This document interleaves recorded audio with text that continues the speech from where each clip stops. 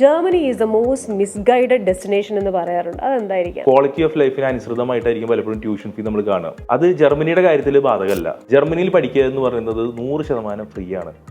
Language requirement ഒരു 6.5 ഉള്ള ഒരു കുട്ടിയാണ്, ഒരു 60 to 65% മാർക്ക് ബാച്ചിലേഴ്സ് മേടിച്ചിട്ടുള്ള ഒരു കുട്ടിക്ക് ജർമ്മനി യൂണിവേഴ്സിറ്റി അപ്ലൈ ചെയ്യാം. ഓസ്ബിൽഡിംഗ് എന്ന് പറയുന്ന ഒരു നഴ്സിംഗ് പ്രോഗ്രാം ജർമ്മനിയിൽ ഉണ്ടെന്ന് പറഞ്ഞ് മാർക്കറ്റ് ചെയ്യുന്നുണ്ട്.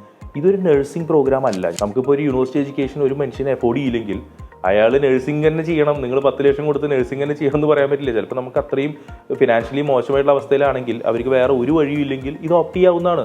3 ട്രില്യൻ്റെ മേലെ GDP സൈസ് വരുന്ന ഒരു ഹ്യൂജ് നേഷനാണ്. അപ്പോൾ എല്ലാ ആൾക്കാരും ജർമ്മനി ഈ ഫ്രീ എഡ്യൂക്കേഷൻ കൊണ്ട് പോകരുത്. പക്ഷേ പണ്ടത്തെ പോലെ ഇങ്ങനെ ഒരു ഡിസ്ക്രിമിനേഷനൊന്നും നമ്മൾ ഒരിക്കലും ഫേസ് ചെയ്യില്ല. എന്നാൽ അപ്പോൾ എനിക്ക് തോന്നുന്നു നമ്മൾ എക്സ്പ്ലോർ ചെയ്യേണ്ട ഒരു one of the best destinations തന്നെയാണ് ജർമ്മനി. ഹലോ, ഹായ്, നമസ്കാരം. നമ്മൾ ഇന്ന് പോകുന്നത് ദ ഫെഡറൽ റിപ്പബ്ലിക് ഓഫ് ജർമ്മനിയിലേക്കാണ്. അപ്പോൾ ബെൽജിയത്തിൽ നിന്ന് നേരെ ജർമ്മനിയിലേക്ക് പോകുമ്പോൾ അവിടെ എന്തൊക്കെയാണ് നമ്മളെ കാത്തിരിക്കുന്നത് എന്ന് നോക്കാം. Welcome to global insights with master consultant.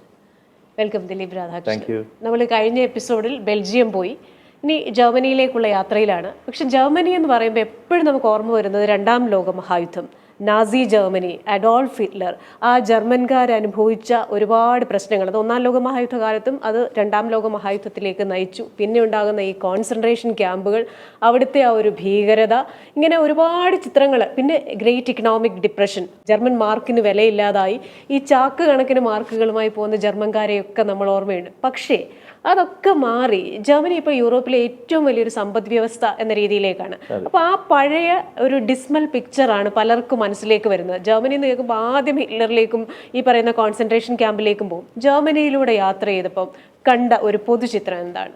German ആളുകൾ ഈ പറഞ്ഞ എല്ലാം അനുഭവിച്ച ആളുകളാണെന്ന് പറഞ്ഞാലും ഓവറോൾ ഒരു സുപ്പീരിയോറിറ്റി കോംപ്ലക്സ് ഉള്ള വ്യക്തികൾ തന്നെയാണ്. അതൊരു സത്യം തന്നെയാണ്.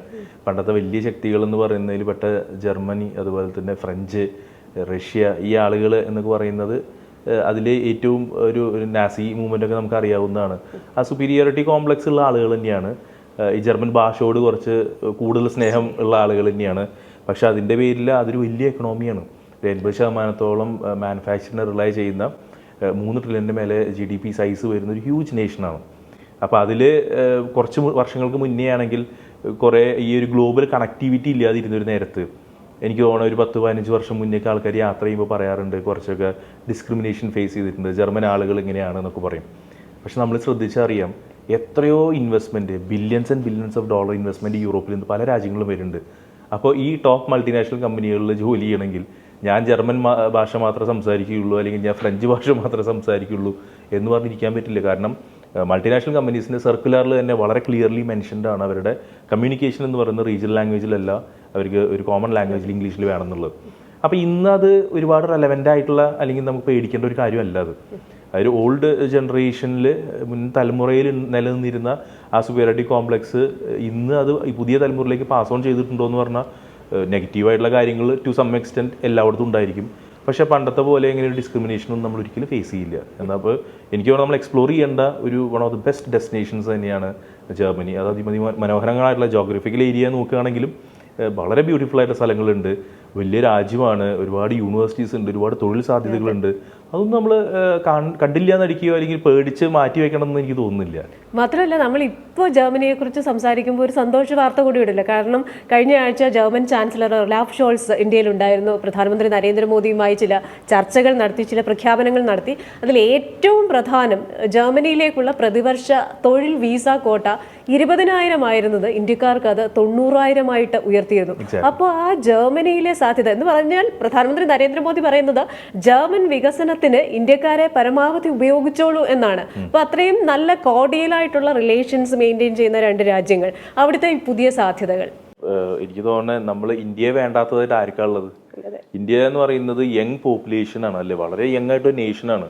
അത്രയും ചെറുപ്പക്കാരായിട്ടുള്ള സ്കിൽഡ് ആയിട്ടുള്ള യങ് ഒരു മാൻ പവർ ഉള്ള ഒരു രാജ്യത്തിനെ ഒരു വ്യക്തിക്കും തള്ളി പറയാൻ പറ്റില്ല. അത് മാൻ പവർ റിക്വയർമെൻറ്റിൽ മാത്രമല്ല, നമ്മളൊരു ഹ്യൂജ് മാർക്കറ്റാണ്.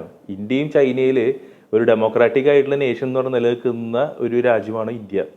അപ്പോൾ ഏതൊരു ബിസിനസ്സിനും ഒരിക്കലും ഒരു രാജ്യക്കാർക്കും അവരെ വളർച്ചയിൽ ഇന്ത്യയെ മാറ്റി നിർത്തുക എന്നുള്ളത് പോസിബിൾ അല്ല.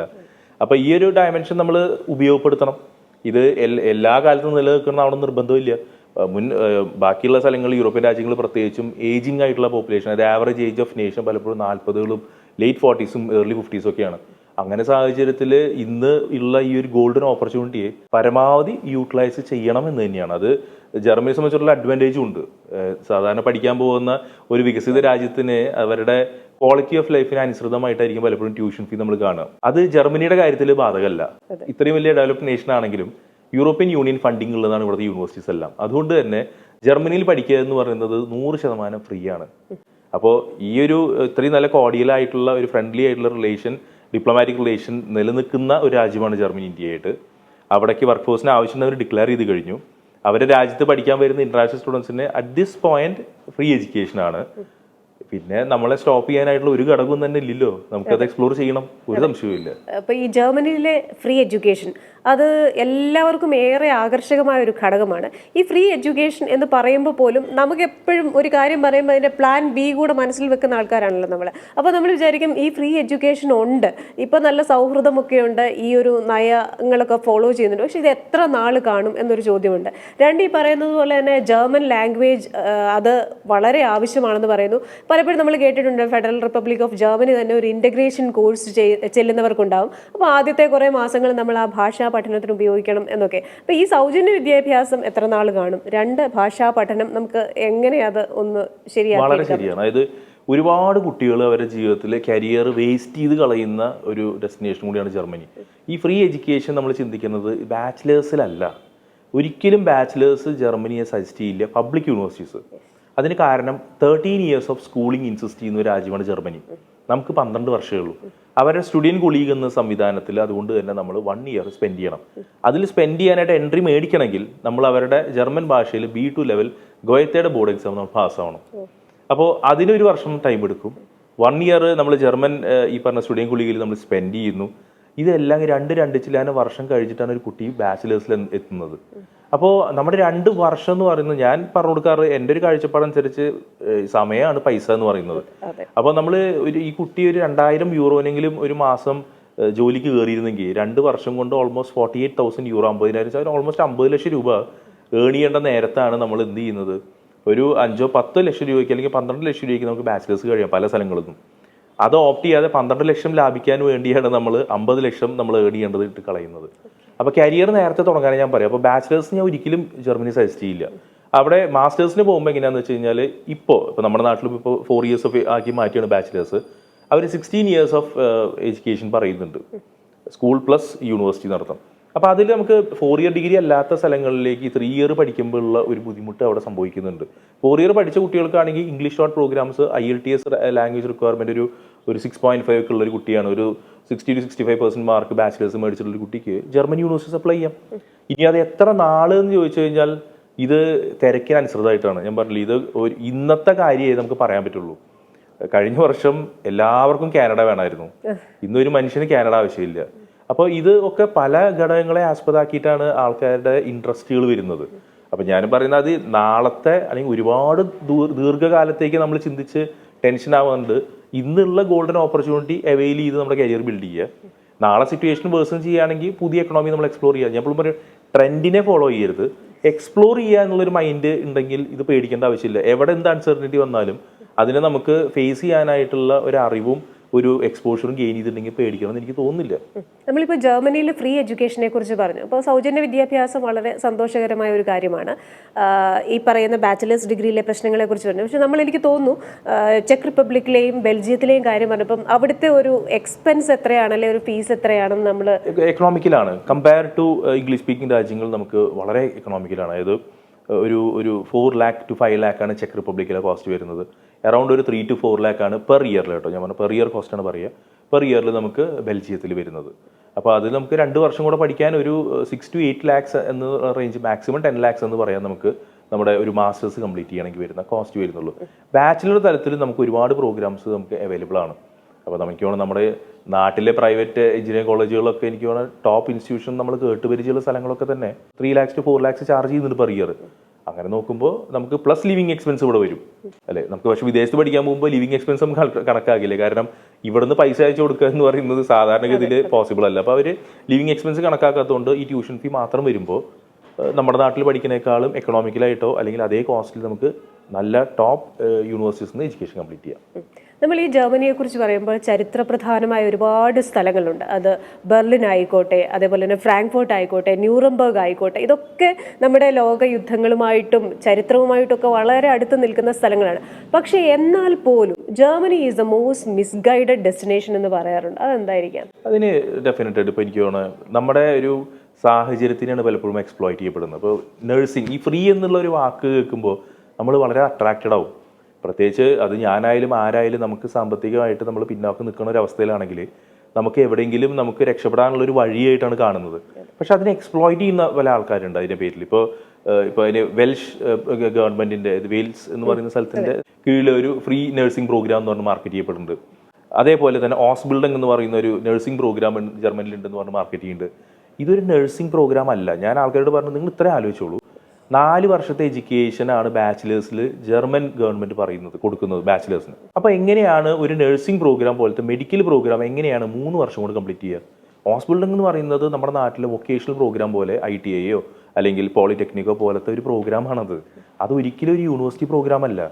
അതുകൊണ്ട് തന്നെ ഒരു ബാച്ചിലേഴ്സ് ഡിഗ്രി അല്ലാത്തതുകൊണ്ട് അതിനൊരിക്കലും വേൾഡ് വൈഡ് ആക്സെപ്റ്റൻസും ഇല്ല.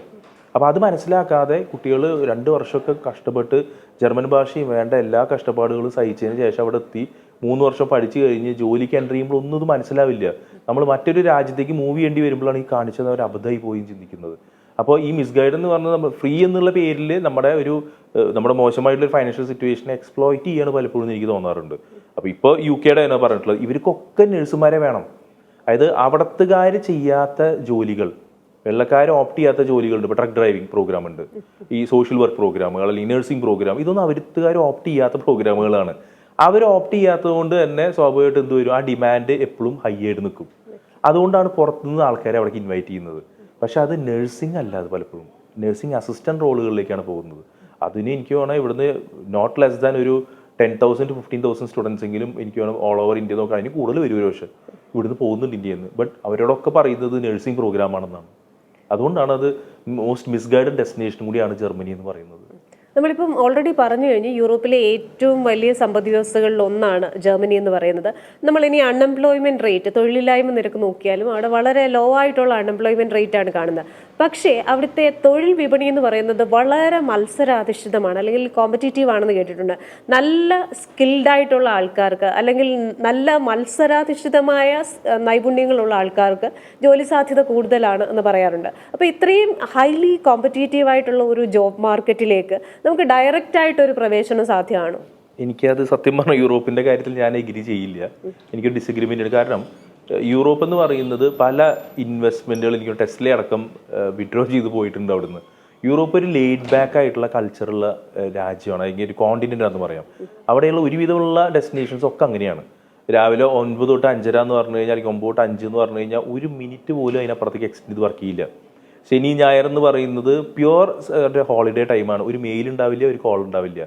അത്രയും ലെയ്ഡ് ബാക്ക് ആയിട്ടുള്ള 9 to 5 എന്നുള്ള നേരത്ത് പ്രൊഡക്റ്റീവ് ആയിരിക്കാം. പക്ഷേ എംപ്ലോയി ലോസ് എന്ന് പറയുന്നത് കുറച്ച് സ്ട്രിക്റ്റ് ആണ്. ഞാൻ പറയും സോഷ്യലിസം ഏറ്റവും അധികം നടപ്പിലാക്കിയുള്ള രാജ്യങ്ങളാണ് സ്കാൻഡിനേവിയൻ എന്ന് പറയും.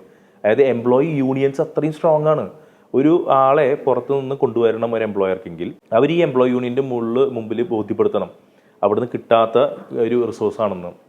അത് ഗവൺമെൻറ്റിനോട് പ്രൂവ് ചെയ്താൽ മാത്രമാണ് നമുക്കിത് പോസിബിൾ ആയിട്ടുള്ളൂ. അപ്പോൾ എനിക്ക് തോന്നുന്നത് അതല്ലേ യഥാർത്ഥ സോഷ്യലിസം. ഒരു എത്ര പൈസ ഉള്ളൊരു എംപ്ലോയർ ആണെങ്കിലും ശരി, പൈസയുടെ കാരണം കൊണ്ട് അയാൾക്ക് തോന്നിയ പോലെ ഹയർ ചെയ്യാൻ പറ്റില്ല. അവിടെ നിന്നുള്ള ആളെ ആദ്യം ഹയർ ചെയ്തിട്ട് നിങ്ങൾ പുറത്ത് ഓപ്പർച്യൂണിറ്റീസ് കൊടുക്കാൻ പറ്റുള്ളൂ എന്നർത്ഥം. അപ്പോൾ അവിടെ എനിക്ക് തോന്നുന്നില്ല അങ്ങനെ ഭയങ്കര കോമ്പറ്റീറ്റീവ് ആയിട്ടുള്ള രാവും പകലും അധ്വാനിക്കുന്ന ഇപ്പോൾ നമ്മുടെ ജപ്പാൻകാരോ അല്ലെങ്കിൽ സൗത്ത് കൊറിയയോ അല്ലെങ്കിൽ ചൈനക്കാരുടെ പോലെ എന്താ പറയുക ഒരു വർക്കഹോളിക് ആയിട്ടുള്ള ഒരു ജനതയാണ് യൂറോപ്പിൽ നിന്ന് എനിക്ക് തോന്നുന്നില്ല. ചുരുക്കം പറഞ്ഞു കഴിഞ്ഞാൽ ഒരു നല്ല വർക്ക് ലൈഫ് ബാലൻസ് ഉള്ള ഒരു ഇക്കോണമിയാണ് ജർമ്മനി. മാത്രമല്ല നമ്മുടെ സിനിമയിൽ പറയുന്നത് പോലെ വേലക്കാരോട് എങ്ങനെ പെരുമാറണം എന്ന് ജർമ്മനിയെ കണ്ട് പഠിക്കണം എന്ന് പറയുന്ന ചില ക്വാളിറ്റീസും അവിടെ ഉണ്ട്. എല്ലായിടത്തും എല്ലാ യൂറോപ്യൻ രാജ്യങ്ങളും പ്രത്യേകിച്ച് അത്രയും ഡെവലപ്പ് ചെയ്തിട്ടുള്ള രാജ്യമായിട്ട് പോലും പറയുമ്പോൾ ദരിദ്ര രാജ്യമല്ല, അതായത് പണിയെടുക്കാതെ ദാരിദ്ര്യത്തിലേക്ക് പോയിട്ട് രാജ്യമല്ല. അത് പണിയെടുത്ത് അധ്വാനിച്ച് ടെക്നോളജി റിലേറ്റഡുള്ള മുന്നേറ്റങ്ങൾ ഒരുപാട് നടത്തിയിട്ടുള്ള രാജ്യത്ത് പോലും അത്രയും നല്ലൊരു വർക്ക് കൾച്ചർ അവർ മെയിൻറ്റെയിൻ ചെയ്യുന്നത് വെച്ചാൽ അത് ഡെഫിനറ്റ് ആയിട്ട് നമ്മൾ കണ്ടുപിടിക്കേണ്ട ഒന്ന് തന്നെയാണത്. രണ്ട് കാര്യങ്ങൾ. ഒന്ന്, ഈ നഴ്സസിനോട് നമ്മൾ ചോദിച്ചു കഴിഞ്ഞാൽ മൈ ഡ്രീം ഈസ് ജർമ്മനി, എൻ്റെ സ്വപ്നം ജർമ്മനിയാണെന്ന് പറയുന്നത്. അപ്പോൾ എന്താണ് ഈ നഴ്സുമാർക്ക് ഇത്രയധികം ജർമ്മനിയിൽ ആകർഷണീയമായിട്ടുള്ളത്? മറ്റൊന്ന്, ഈ വെൽഷ് ഗവൺമെന്റിന്റെ ഫ്രീ നഴ്സിംഗ് പ്രോഗ്രാമിനെ കുറിച്ച് പറഞ്ഞല്ലോ, അതും കുറച്ചുകൂടി ഒരു ഡീറ്റെയിൽ ആയിട്ട് പറഞ്ഞത് എന്താണ്? അതായത് ഇത്രയേ ഉള്ളൂ, അവർക്ക് അവിടുത്തെ ഒരു പോപ്പുലേഷന്, അവിടുത്തെ ഒരു ഏജിങ് ആയിട്ടുള്ള പോപ്പുലേഷൻ നമ്മൾ തിരിച്ചറിയുമ്പോൾ ആ ഏജിങ് ആയിട്ടുള്ള പോപ്പുലേഷനെ നോക്കാനായിട്ടും കുറേ സംവിധാനം വേണം. നമ്മുടെ നാട്ടിലെ പോലെ ഓൾഡ് ഏജ് ഹോമിൽ ഏതെങ്കിലും ഓൾഡ് ഏജ് ഹോം കൊണ്ട് നടന്നുള്ളൊരവസ്ഥ അവിടെ ഒന്നും നടക്കില്ല. വളരെ സ്ട്രിക്റ്റ് ആയിട്ടുള്ള രീതിയിലുള്ള ലോസും മെഷേഴ്സും അവർ എടുക്കുന്നുണ്ട്. അപ്പോൾ അവരുടെ ശ്രദ്ധിക്കാനായിട്ടുള്ള കെയർ ഹോമുകൾ സംവിധാനമുള്ള സൊസൈറ്റി നിലകൊള്ളുന്നുണ്ട്. അവിടേക്ക് ഈ പറഞ്ഞ സോഷ്യൽ വർക്ക് ആൾക്കാരൊക്കെ ആവശ്യമില്ലേ, അത് അവിടുത്തെ ആൾക്കാർ ചെയ്യണില്ല എന്ന് പറയുമ്പോൾ ഇവിടുന്ന് ആൾക്കാരെ കൊണ്ടുവരണം. ബട്ട് ഒരു പ്രോപ്പർ നഴ്സിൻ്റെ 100% ആയിട്ടുള്ള ഒരു സ്കിൽസോ ഒരു ക്വാളിഫിക്കേഷനോ ആവശ്യം ഉണ്ടാവില്ല. അങ്ങനെയാണ് ഈ പറഞ്ഞ വെൽഷ് ഗവൺമെന്റ് ഫ്രീ പ്രോഗ്രാമും ഹോസ്പിറ്റലിംഗ് എന്ന് പറഞ്ഞ ജർമ്മൻ പ്രോഗ്രാമും ഒക്കെ നിലവിൽ വന്നത് തന്നെ. അപ്പോൾ അതിലേക്ക് പോകേണ്ട ആൾക്കാർക്ക് പോവാം.